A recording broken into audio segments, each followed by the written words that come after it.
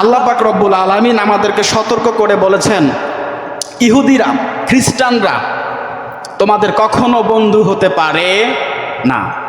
হিন্দুরা, বিভিন্ন ধর্মের লোক তোমাদের কখনোই বন্ধু হতে পারে না।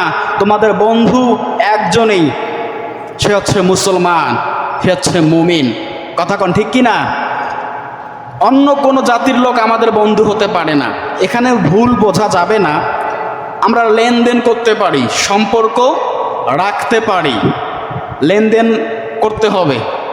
লেনদেন আপনি করতে পারেন, কথাবার্তা বলতে পারেন, সমস্যা নাই, কিন্তু বন্ধু রূপে কখনো গ্রহণ করা যাবে না। আল্লাহ পাক বলেন,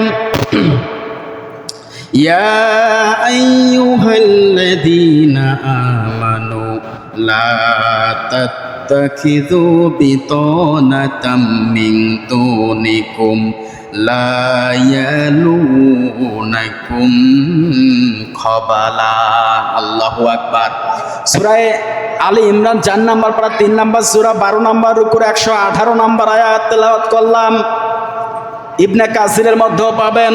আল্লাহ পাক বলেন, ইয়া আইয়ুহাল্লাযীনা আমানু লা তাত্তাখিযু, ওহে ঈমানদারগণ, কখনোই ইহুদি নাসারা বেঈমান খ্রিস্টানদেরকে, হিন্দুদেরকে বন্ধু রূপে গ্রহণ করিও না। কথাকার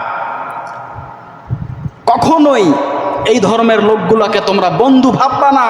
বন্ধু ভাবলেই তোমাদের তারা ক্ষতি করার চেষ্টা করবে।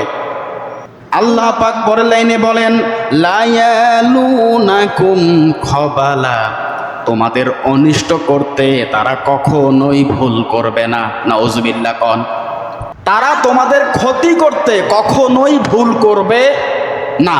কথাটা কার কথা বলেন? আল্লাহ পাক বলেছেন। খবালা, খবালা মানে ক্ষতি করা, অনিষ্ট করা, হত্যা করা, মেরে ফেলা, ষড়যন্ত্র করা, খুন করা, গুম করা, ভারত থেকে পানি ছেড়ে দিয়ে আমাদের দেশের মানুষকে নষ্ট করে দেওয়া, সম্পদ ক্ষতি করা, এর নাম হচ্ছে খবালা। খবালা মানে কি? অনিষ্ট করা। কি করা? আজকে ভারত পানি ছেড়ে দিয়েছে, 3টা জেলার মানুষ বন্যায় প্লাবিত, মানুষের অনেকগুলো সম্পদ নষ্ট হয়ে গেছে।